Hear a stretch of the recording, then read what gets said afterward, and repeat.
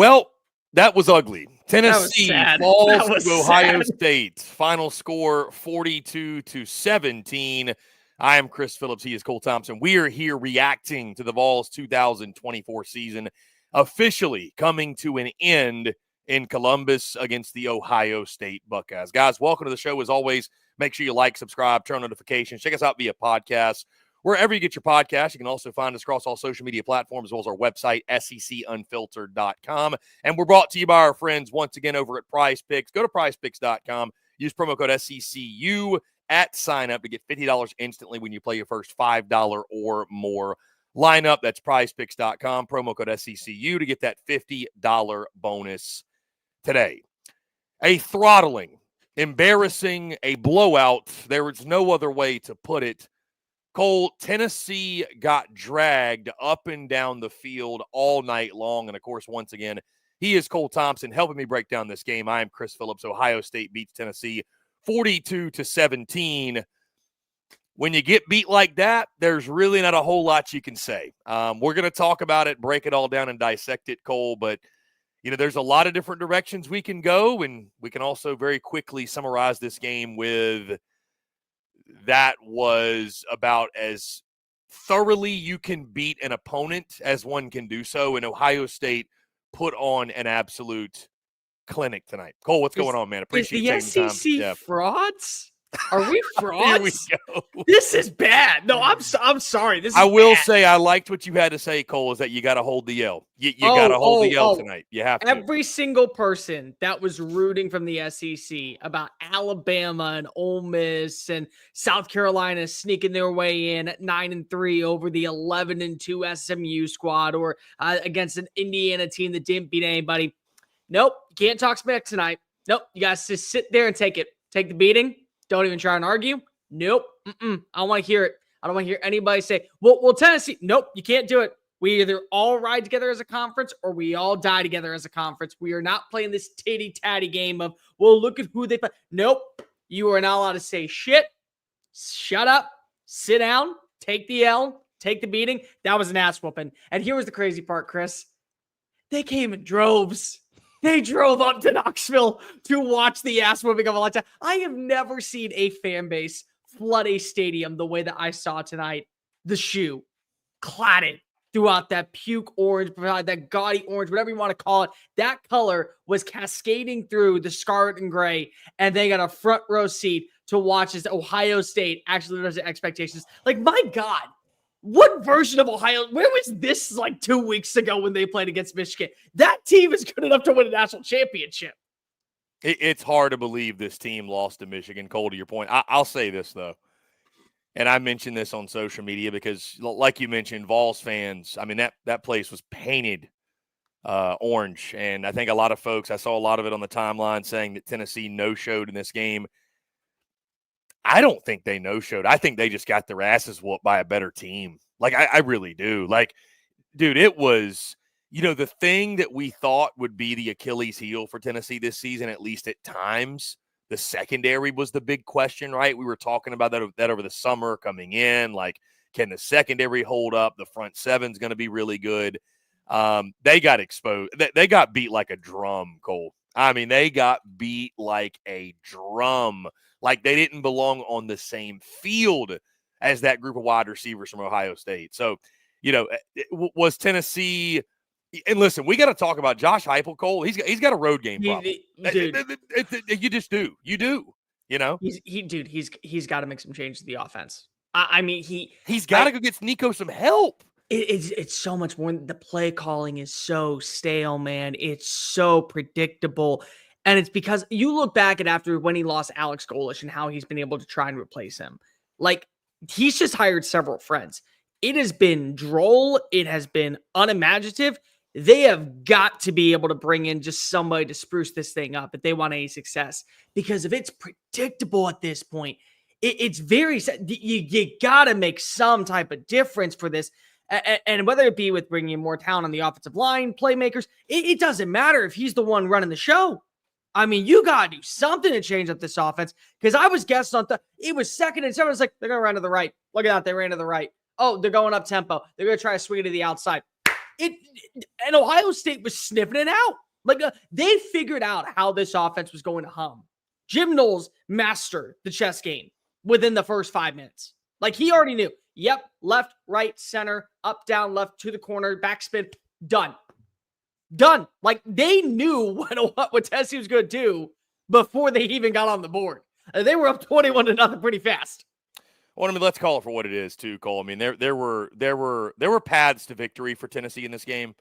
Winning this game 45-42 was never one of them. No, I mean that's never who Tennessee was this season. I mean, they were, they showed the stat tonight, and I, taking nothing away from the kid because Nico Iamaleava did what he needed to do this season for Tennessee. But when they showed the stat of, led Tennessee to 10 wins, first of a freshman to do that, and that's something obviously to hang your hat on. But I'm like, the defense led them to 10 wins. It wasn't the offense. It was the defense and the running game that week after week after week, really carried them.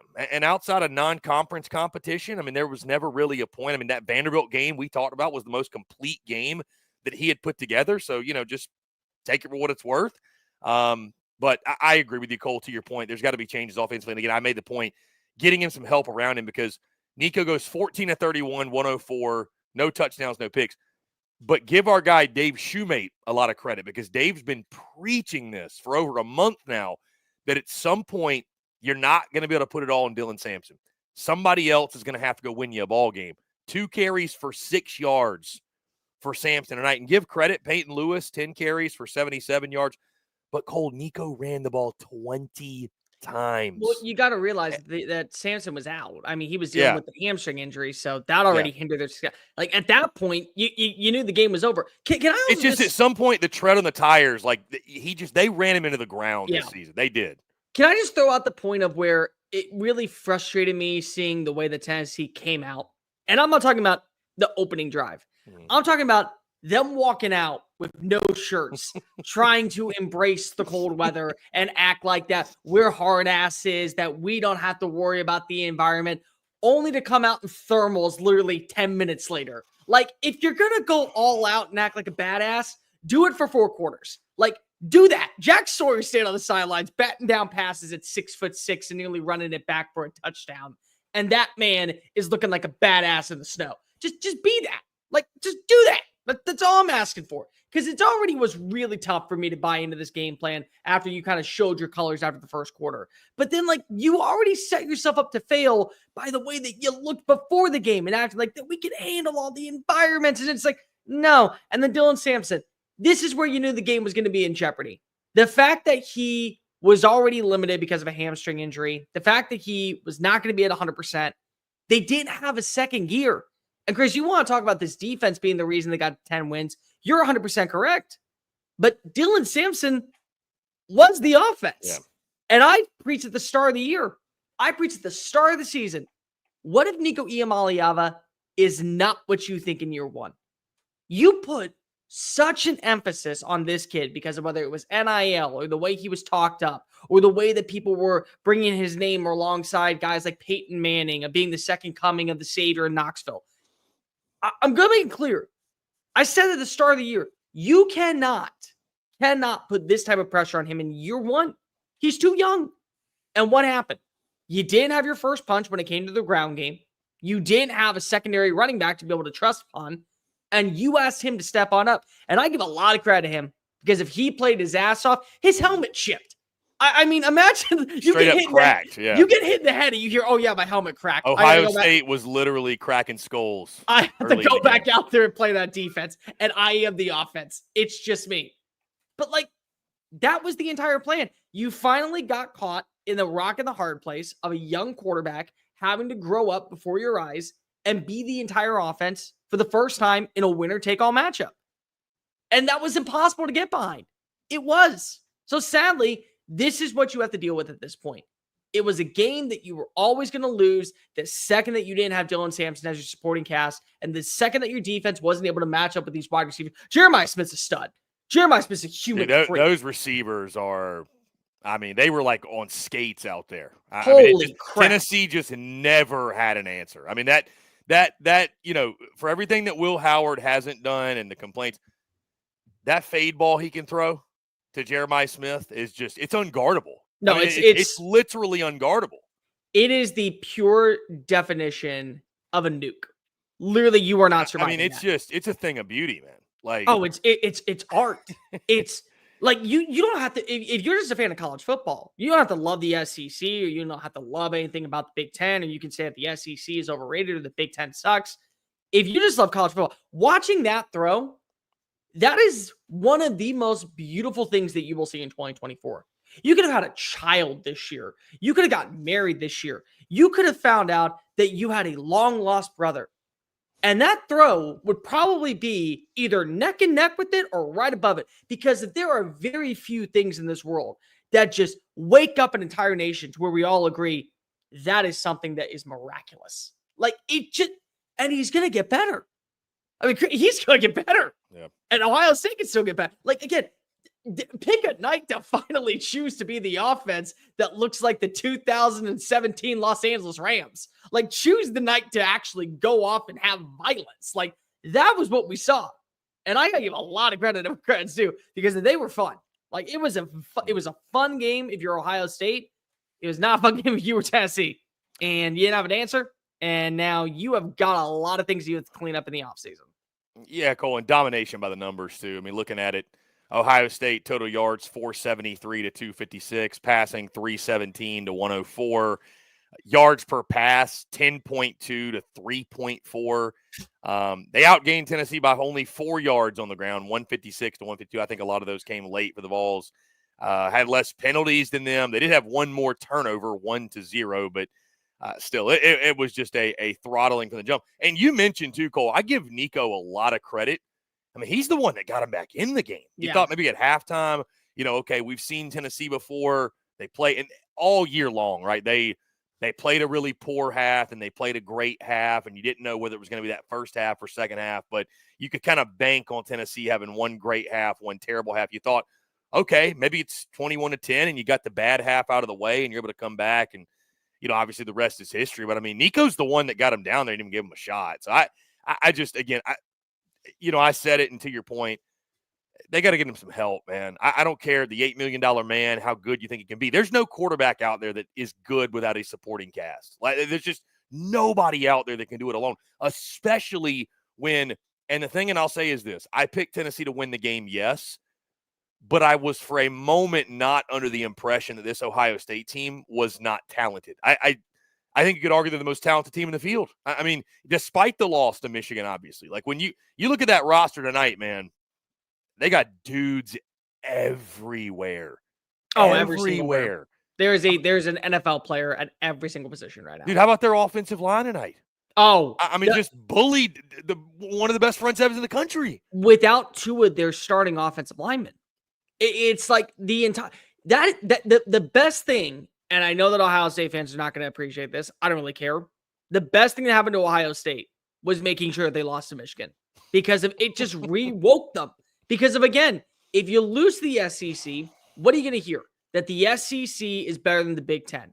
They don't want to hear that. They don't want to hear that Tennessee is better than Ohio State, the Ohio State, after losing to Michigan, a 7-5 Michigan squad. They woke up and they had an excellent, almost perfect game plan. 100%. They did. There's not even a second class. And by the time that you saw the offense slow down just a little bit, it was too late. Like, it was too late. There was not a damn shot that Tennessee was coming back in this game. And it started with the backbone of your team being broken. Like, do you know the scene in in The Dark Knight Returns, where they're fighting in the sewer and then you hear, I wonder what's going to break first, your spirit or your body? Yeah, Bane, a.k.a. Ohio State or Bruce the Buckeye, broke both at the same time. Like, he literally just broke both. And it was 21-0. And we still had 3 minutes left in the first quarter. Like, that was the game. Like, and they're that dangerous. They are.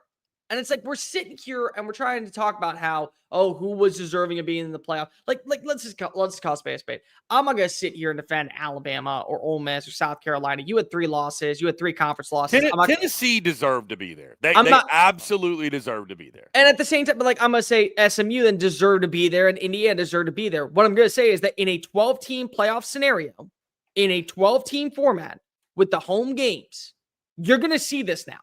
This is going to be the norm. I will say, Cole, and again, this is kind of on a separate matter, which I know that we'll talk about tomorrow. We're speaking Saturday night, of course, our Sunday Fun Day segment. We'll expand more on the college football playoff as a whole.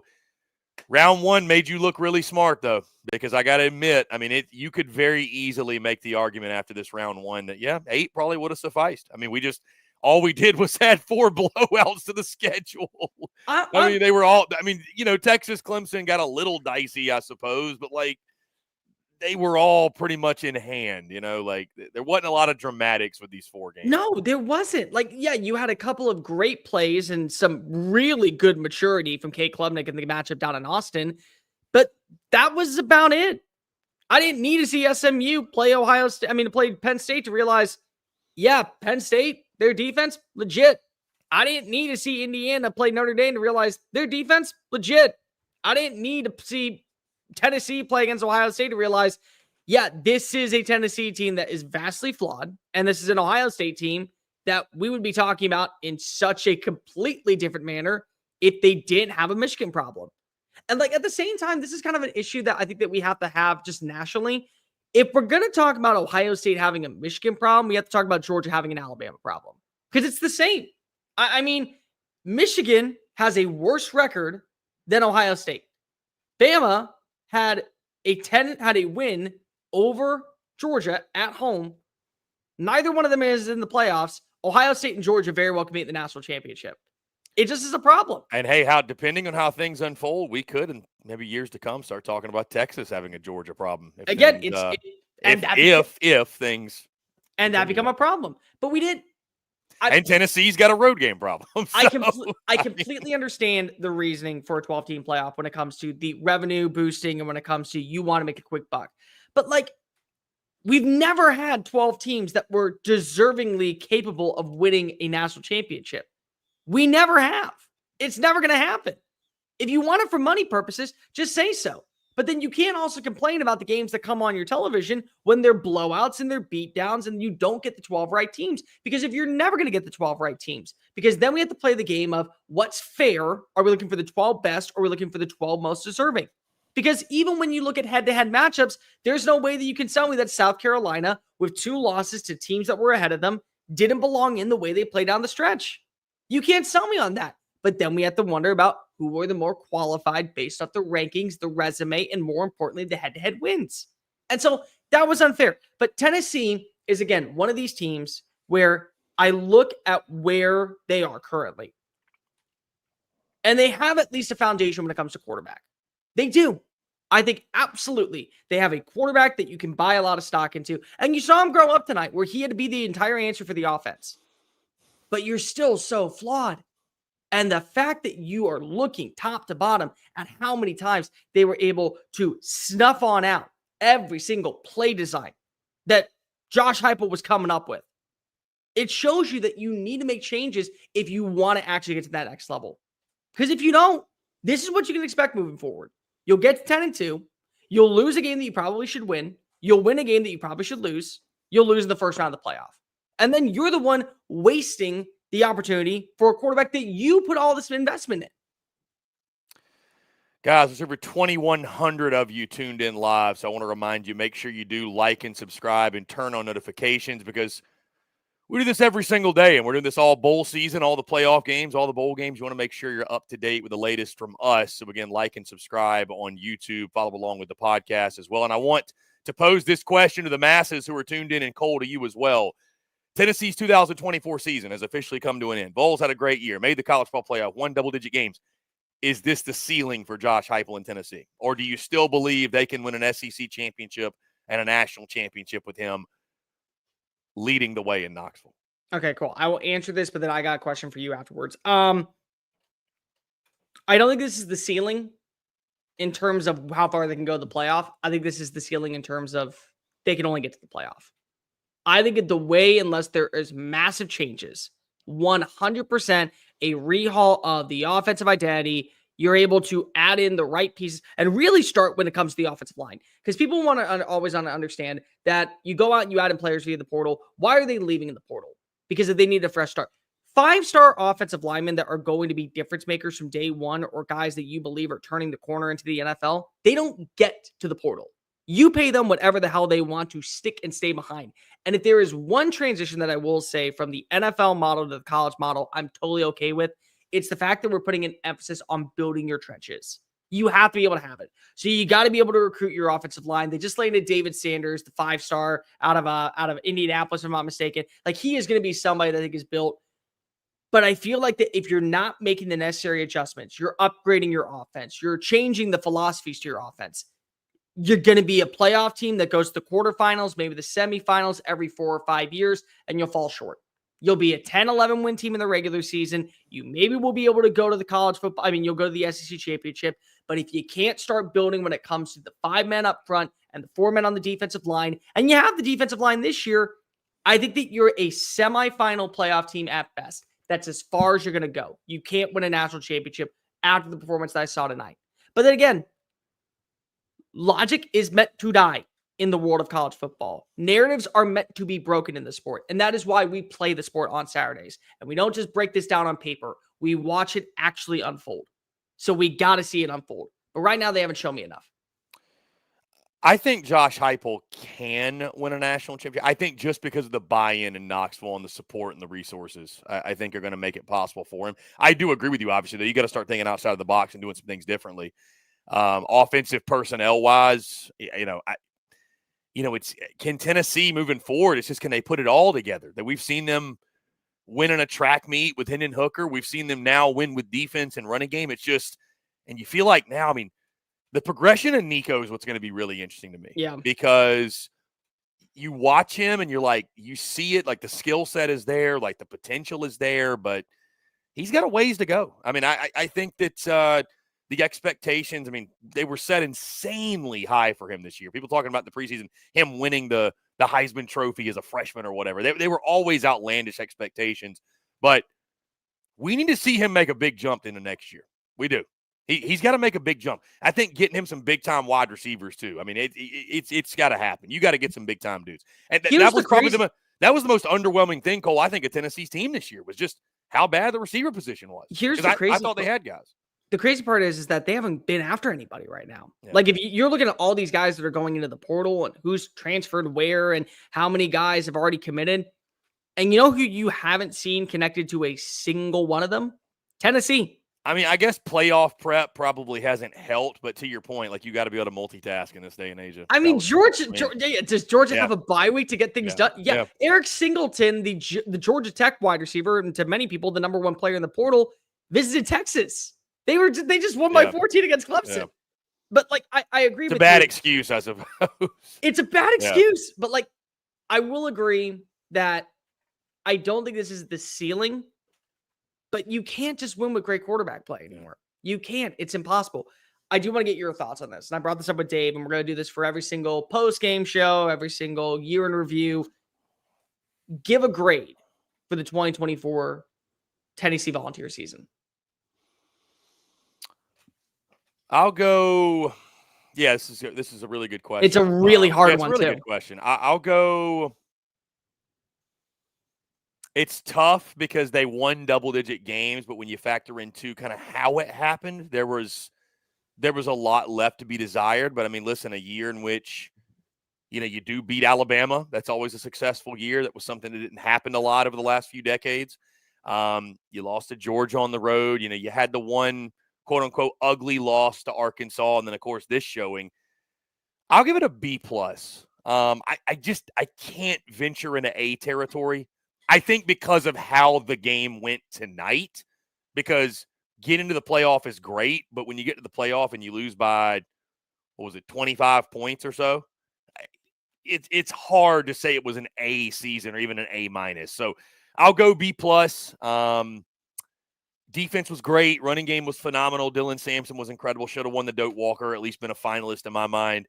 Again, the front seven was one of the best in the country. But the offense was underwhelming for a lot of the year. And, outside of the big win over Bama, I mean, yeah, you got to the playoff, but this was the result. So it's like, it is what it is. So, yeah, I'll go B+. B. And it's because of you're predictable. And that's not to be insulting, but, like, Even when you won, you were underwhelming. Like a lot of times. I've said this so many times this year. I just want to see Tennessee play a 4-quarter game. I want to see 4 quarters of consistent offensive football. Cole, it's crazy they won 10 games and never did that. They got it one time. And it wasn't even 4 quarters. And they were still down 14-0 and 17-7. It was 3 quarters and like 13 minutes. Like that was it. They stealed it. It was a B because of if you didn't have a solid run game, if you did have your defense sometimes bailing you out of trouble, if you did have a secondary punch to go alongside with Nico Iamaleava, you were predictable. And what happened? You couldn't get a run game going against Arkansas. You lost. You couldn't get a run game going against Alabama in the first half. You were losing. You couldn't get a run game going in the second half against Georgia. You lost. You weren't able to see your wide receivers play consistently when it came to making catches in big-time performances. The Arkansas game, the first half against Alabama, the Georgia game, you lost or you were losing. Today, your wide receivers didn't find any separation in a game where you've already watched, as I thought, lesser tier wide receivers picked apart Denzel Burke this past year. You watched as your run game was inefficient because if you didn't have Dylan Sampson out there, and your defense that has been the backbone of your team was broken before the second quarter. So it was a B. Like, yes, it says something to go to the college football playoff, just like it says something for a team like Indiana or a team like SMU, the first time going to the college football playoff. It means something, and that should take nothing away from your season. But, like, let's be real for a minute. There was always the conversation that we were having about Tennessee. We just want to see a 4-quarter game on offensive consistency, and we didn't get that. And so if I'm going to pick apart Alabama and I'm going to pick apart Ole Miss and I'm going to pick apart Tennessee and if I'm going to pick apart South Carolina, pick apart SMU, pick apart Indiana, pick apart Clemson, I sure as hell am going to do the same thing for Tennessee. And I was wrong. So I got to eat this one. I 100% I thought this was going to be a defensive bout. I thought both these teams were going to have inefficient offenses. I thought both of these teams were going to make this a back and forth bloodbath brawl into the trenches. And I looked like an idiot. I 100% did. And you want to know what the sad thing is, Chris?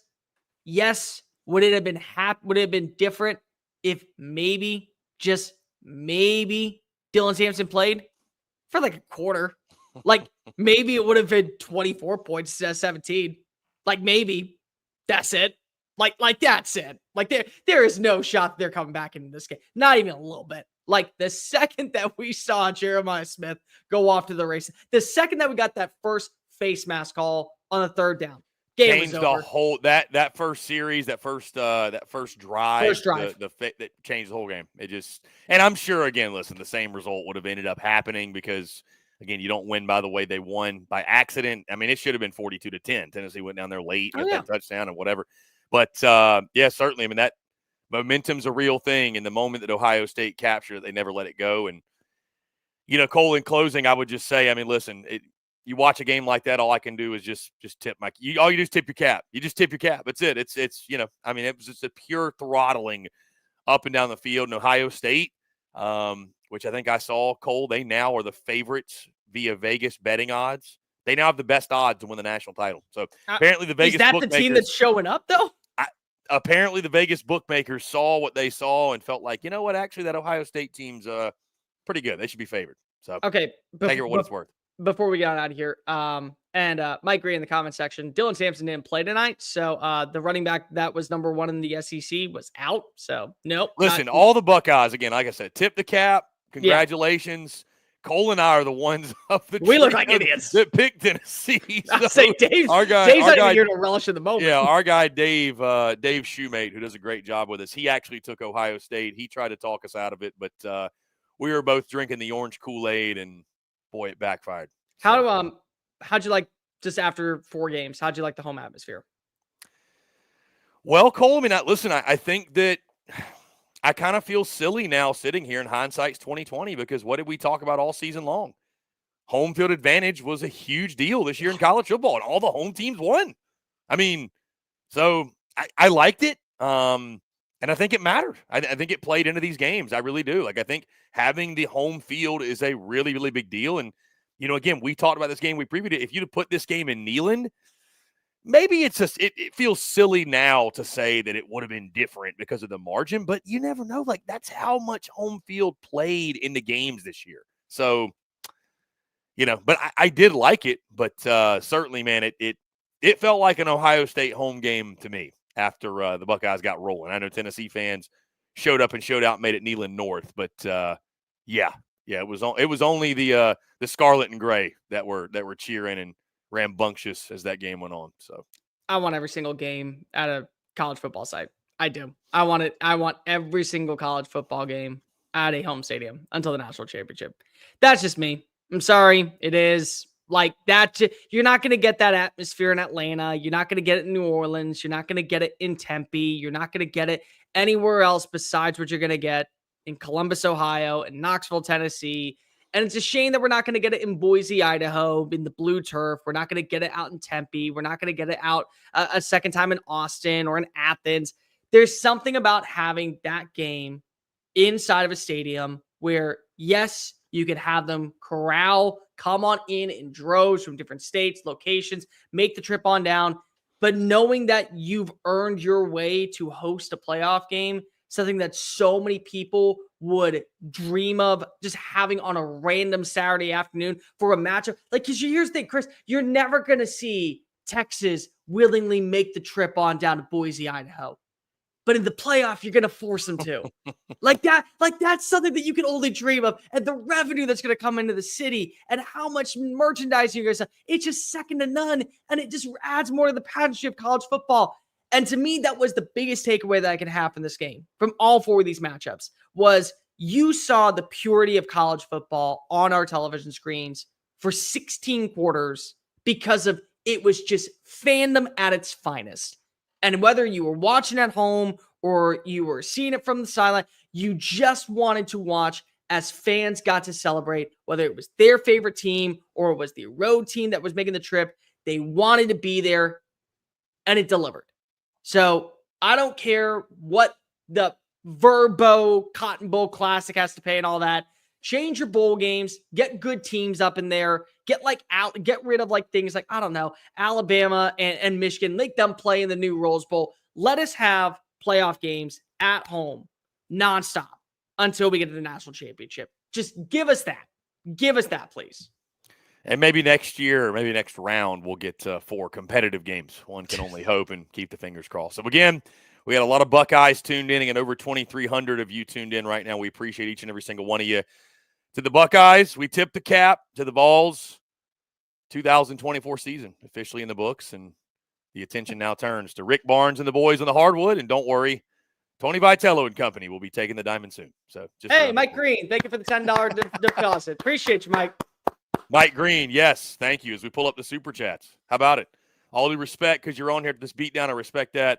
Fan base came after us after a tough loss, so the fan base can eat crow. Listen, Vol fans will eat crow. Their Vol Twitter will eat crow. Ohio It's State gonna get really silent tonight, and it'll get Vol Twitter will probably be silent tonight, but I feel like they'll show up and they'll eat the crow they deservedly need to eat. So again, appreciate you, Mike Green. Appreciate you for the super chat, and again, appreciate you all tuning in. Cole, this is a lot of fun. Again, guys, make sure you like, subscribe, turn notifications. Check us out via podcast, wherever you get your podcast. You can also find us across all social media platforms, as well as our website, secunfiltered.com. And again, like I mentioned, make sure you hit that bell icon and stay tuned, because we're doing this all bowl season long, every single SEC bowl game, the college football playoff, heck, college basketball, college baseball, everything in between. For Cole Thompson, I'm Chris Phillips. Appreciate each and every single one of you tuning in. Have a great rest of your Saturday night. We will talk to you all on the other side.